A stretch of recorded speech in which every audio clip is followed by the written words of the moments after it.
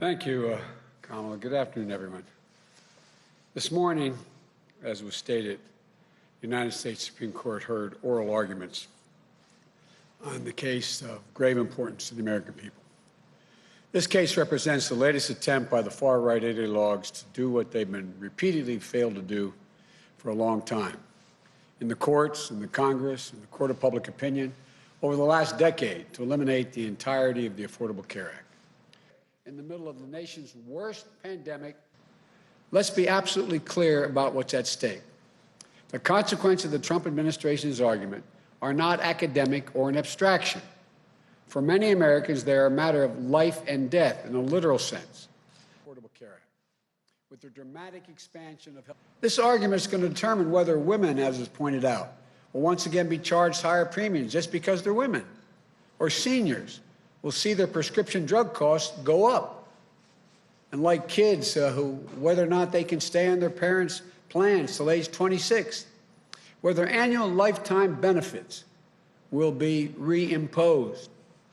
So someone could walk in and say, die in peace, you've run out of your coverage. This isn't hyperbole, it's real as it ges. At a time, he's president. We're going to have the Electoral College. The goal of the outgoing administration is clear from the brief they filed in the Supreme Court. It asserts, and I quote, the entire ACA thus must fall, end of quote.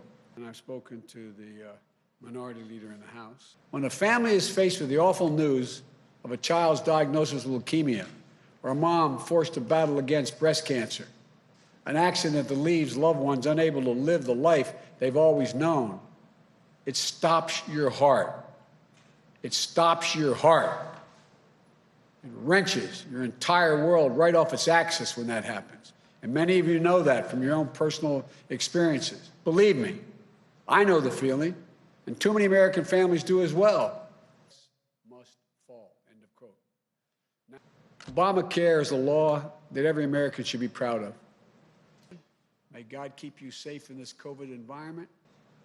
Regardless of the outcome of this case, I promise you this, beginning on January 20th, the Vice President-elect Harris and I, we're going to do everything in our power to ease the burden of health care on you and your families. I promise you that.